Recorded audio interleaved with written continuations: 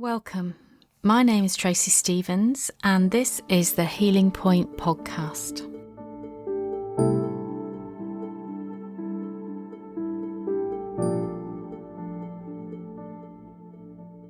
So, thank you so much for being with me today. I'm going to hand over straight away to you. What is it that you would like to explore today? I've always been very disconnected from my body and my head. So I wasn't feeling any sensations through my body. But recently, as if, they were like messages coming through my body. Recently, a few months ago, after horse riding, my right knee was playing up, which is like I'm 34 years old. This is the first time in my life I've had knee pain or any kind of like symptom like that. And then it was coming to my hip as well. So my right hip was the same. So the knee pain disappeared after like a week, but the right side of hip pain stayed for ages. And then I've noticed a pattern. It's always my right side.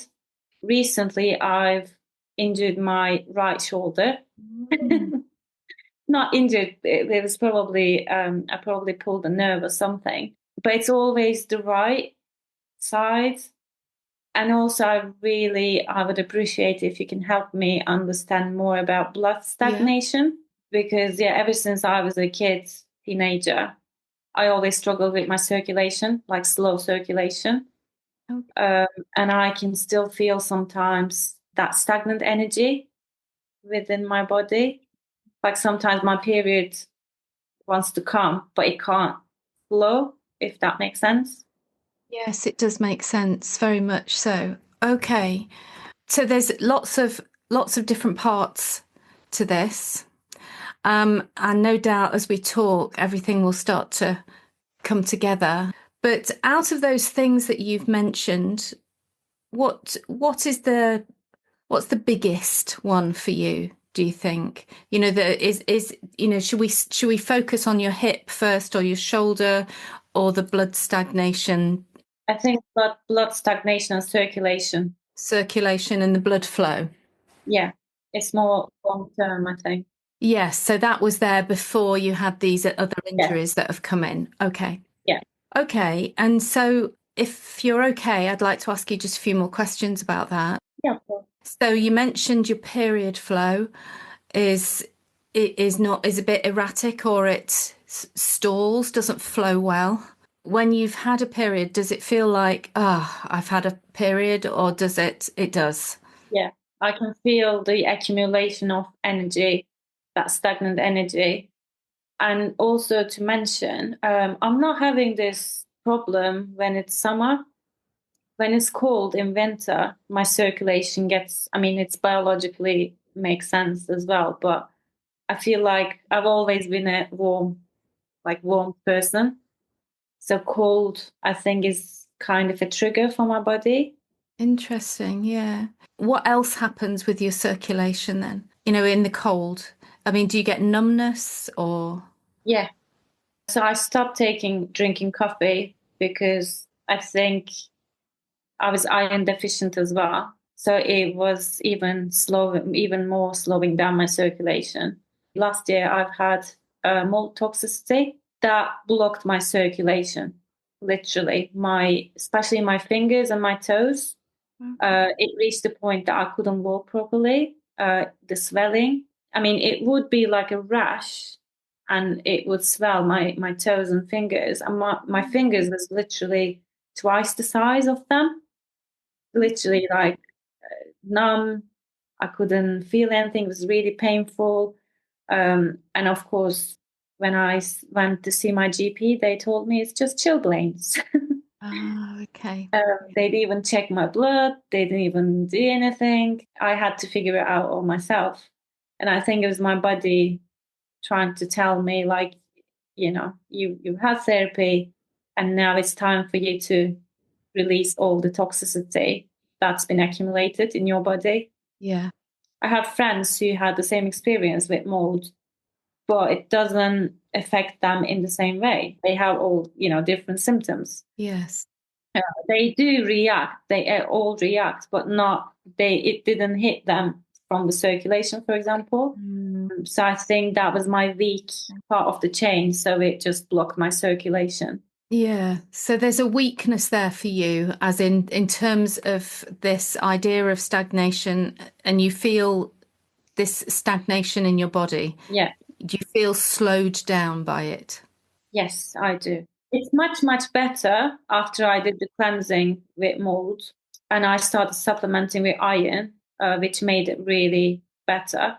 But I can sometimes feel, especially before my periods, sometimes I will feel like my heart, not stabbing pain. I used to get stabbing pain before, but recently it's milder, but I still have some kind of, because I exercise as well.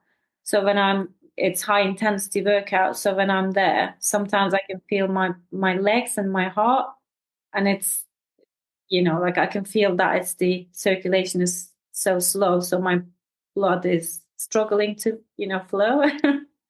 Yeah, yeah, no, and I understand what you're saying. So thank you for describing it. When I think of this issue as in this withdrawal of blood, Mhm. so we can think of it like that because it's almost like a withdrawal of vitality from your body. So instead of being energetic, able to move well, things are moving slowly and there's like a withdrawal. Does that make sense? Does that sound right to you? Yeah. And so the question becomes there is why would my body withdraw the blood of the essence from the edges of you, from the bit that touches the world. And often we withdraw, but there's a bigger metaphor there because when we withdraw because we feel uncomfortable for some reason being out there in the world, being big, taking up the space. Yeah, that makes so much sense. There's some resistance unconsciously. I'm really struggling to move forward. Okay. Yeah, like I'm trying to push it through, but then I think there's something still like as if like I really want to move, like take a big step forward, but then I feel like something is dragging me back. Yes. This is really common. And also, this relates to your hip and your knee that you mentioned earlier. If you think about you said, I want to take a big step forward, and you think about your knee and your hip in that movement is holding you back or showing you that there's some resistance. So tell me, if you can, what does the big step forward look like for you? The place you're wanting to step into, what does that look like? I guess taking up more space, as you said, because it's always been an issue for me. Like I was so fearful of taking up space. It's gonna sound really funny, but if I was going to a cafe, for example, and if it's really busy and I don't have a partner, I'm single, and if I'm there on my own and I'm taking up a table, and if it's busy, I would get panicky and I would literally tell them don't hesitate kicking me out if you feel like I'm occupying the table when you're busy. So it's that level. Interesting. That is so interesting.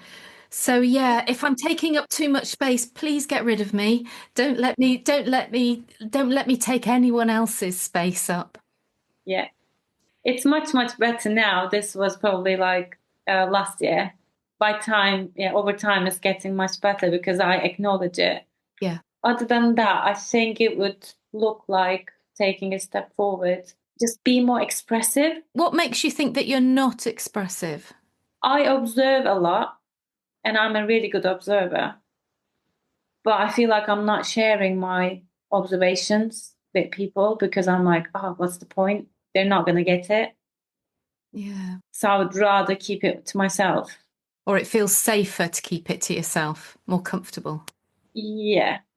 because I always feel like people don't get me. I feel like I'm really deep as a person, and I always felt like, yeah, I always feel like people don't get what you're saying, so there's no point expressing yourself.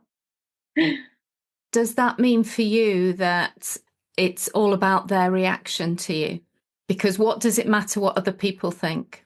Yeah, I probably want to be acknowledged.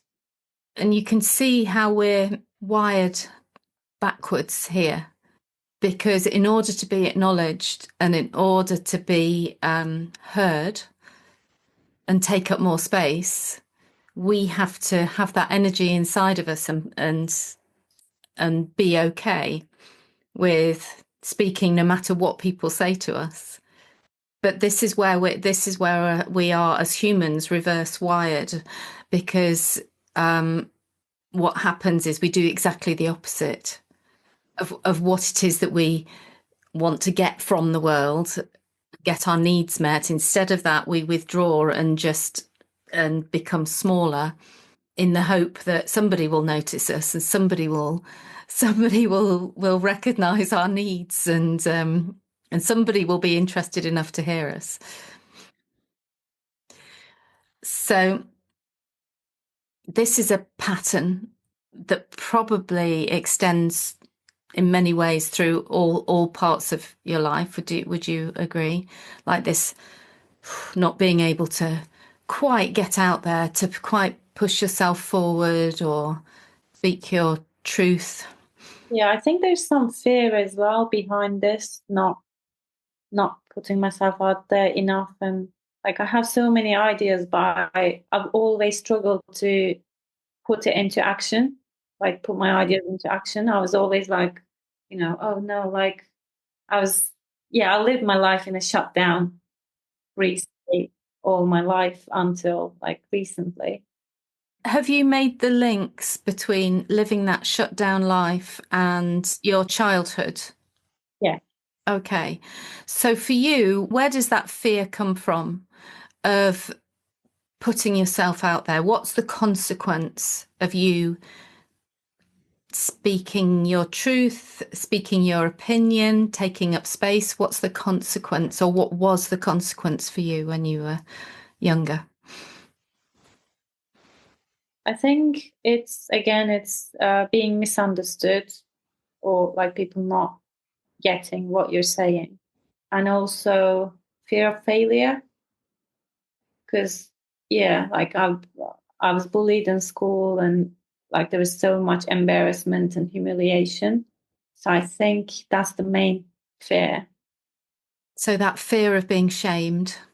Yeah, and not being successful, like failing.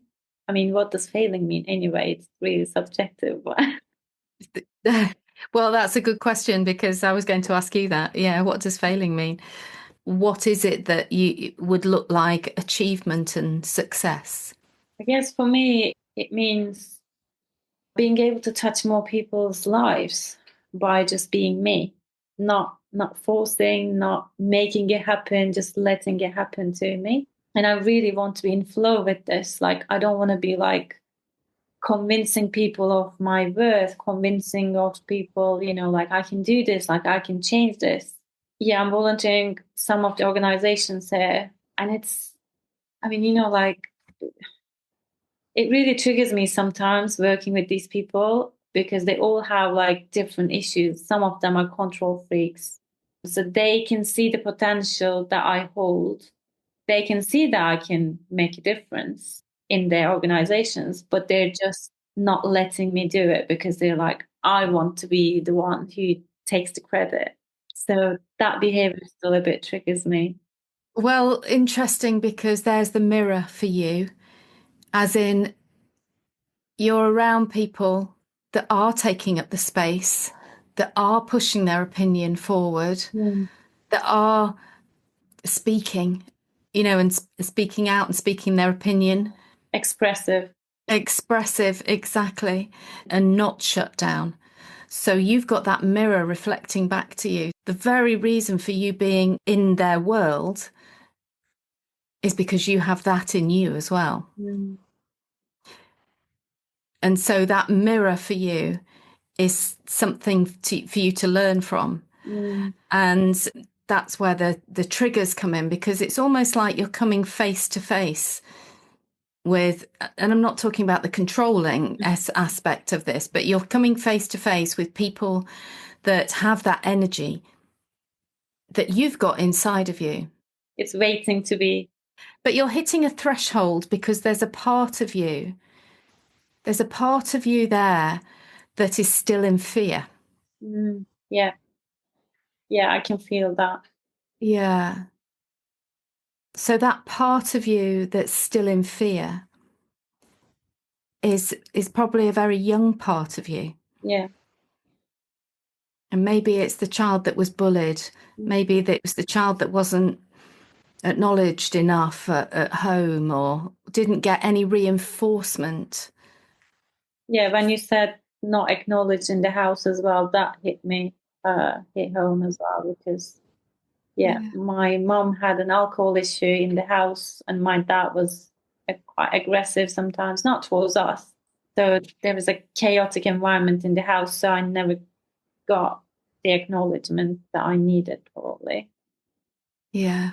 And what happens when there's chaos around? What happens to any of us, especially a small child? Mm. Shut down. Any of us will try to find a safe place. Yeah. And that if that safe place isn't with our caregivers, then our safe place is within us and shrinking inside of us. And there's often a pattern there with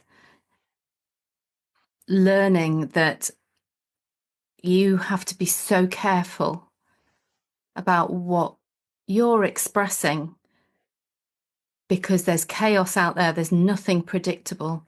And you could get anger, you could get dismissed, you could get ignored, you could be unacknowledged.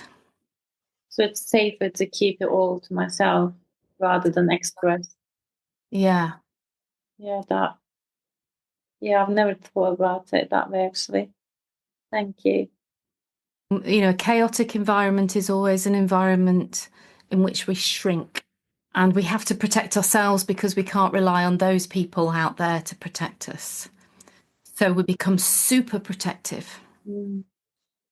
So every time an opportunity arises for you to say something, to offer something up in the environment that you're in now as an adult, there's a small little protector part Mm. that goes, whoa, no, no, remember, we don't do that.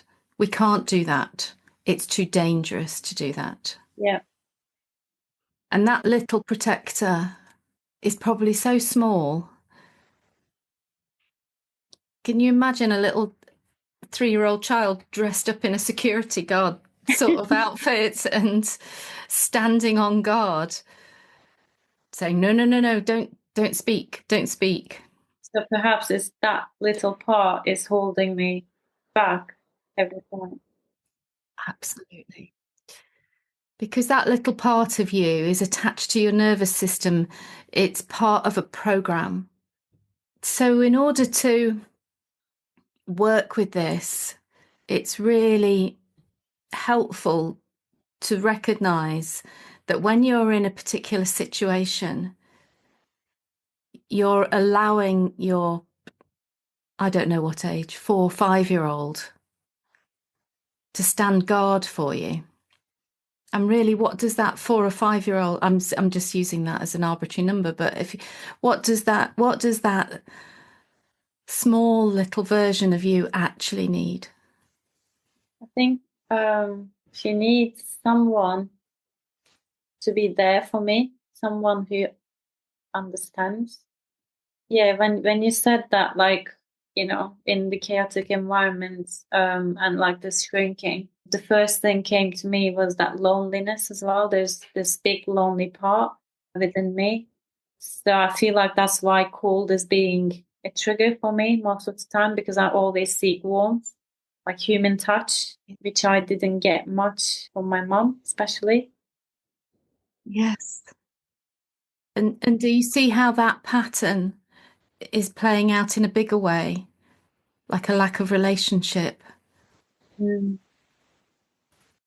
The pattern that's running that shuts you down is led by this very small version of you. You know, she's in charge. She's probably exhausted with being in charge. Yeah, hypervigilance. And every time you notice her, well, she'll make her presence known, even through the pain in your knee and the pain in your hip, symbolically saying, you know, don't step forward, stay safe, move less, be stiller because we're safe when we're still. Yeah, it's that stagnation again, isn't it? It is, although I might invite you just to sort of reframe it because stagnation sounds quite negative. And that small part of you that's protecting you, she's not stagnant in herself. If you tune into that 4 or 5 year old, or you know, what does a 4 or 5 year old actually want to do? The opposite. Just move and be more expressive and play. The life is your playground. Exactly. Yeah, life is your playground, definitely. And so she's actually not stagnant inside. She's probably really frustrated. Yeah, It's like child labor. She's having to work really hard to protect you all the time. And she's probably exhausted and frustrated. And there may be anger in there. Does that make sense to you? yeah. There was lots of anger, definitely, because I was struggling with candida quite a lot. So I did the cleansing, and within doing the cleansing, it was only like two different supplements that I used. Within a week, oh my God, I've never had that much anger coming up. I wasn't safe to be out with people. Literally, like I was so angry. I was like a bomb, waiting to explode. And I couldn't make sense first, but then when I read some of your Candida posts, I was like, oh my God, it's the anger, it's the heat, it's all those years' Yeah. resentment coming out now. Yeah.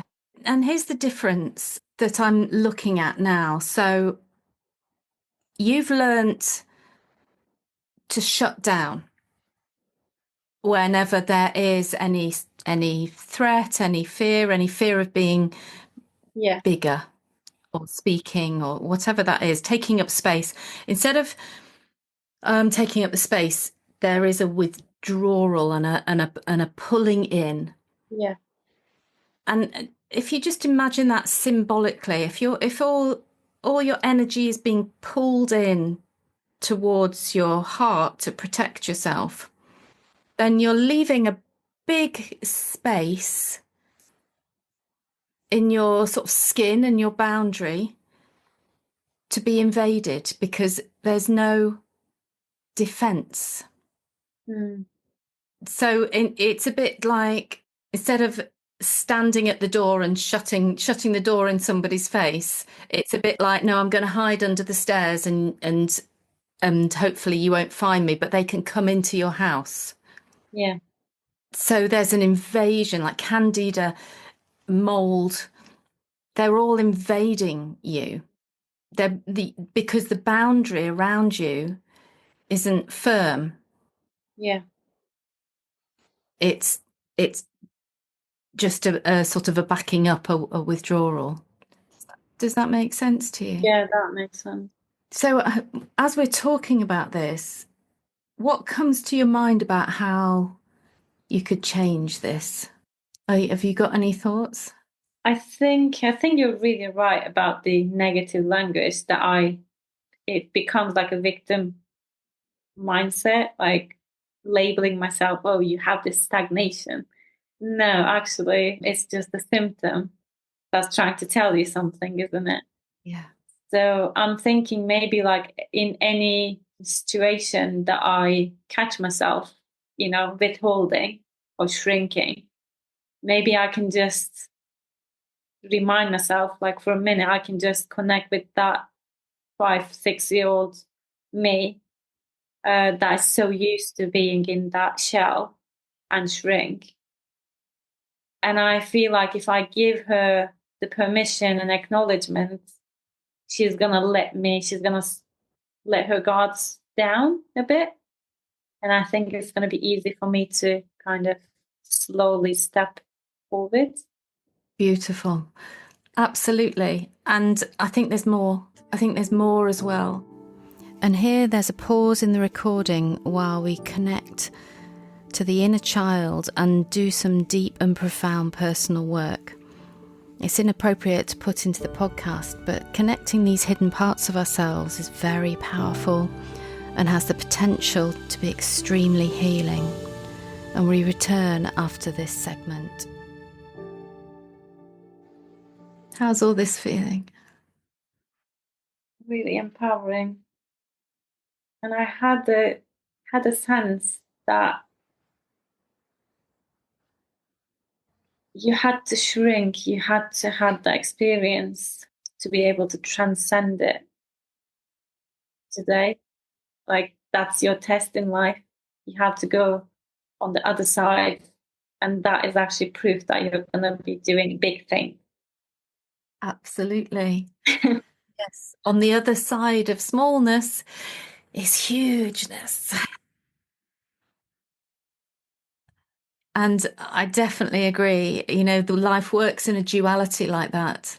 You needed to understand what it was like to be small in order to really appreciate taking up so much space and really loving as well. Yeah, because otherwise I wouldn't even be aware of that expansion. Exactly. You wouldn't be able to feel it. Yeah, that's it. Oh, thank you so much. I knew it would be a life-changing experience with you, but yeah, thank you. That's brilliant. And anytime you start to notice that small, that small thought come in, that protector, that shutting down, just now either in your mind's eye or actually physically open. Allow your arms to open and take up the space. And I could feel it on my shoulders when you were saying like just opening up, because I'm so used to being like hunched down. And sometimes when I talk to people, trying to express myself, I can catch myself. My shoulders are really tense and do this movement, hunching down. So it really feels great to kind of acknowledge that as well. Brilliant. Thank you so much for your time. You're so welcome. I've really enjoyed talking to you. Thanks for listening. If you enjoyed this, you'll find a lot more content on my Instagram account at thehealingpoint._. If you have a question you'd like to explore and are willing to take part in the podcast, you'll find all the information you need on my website, which is www.tracystevens.org/podcast. Thanks and see you soon.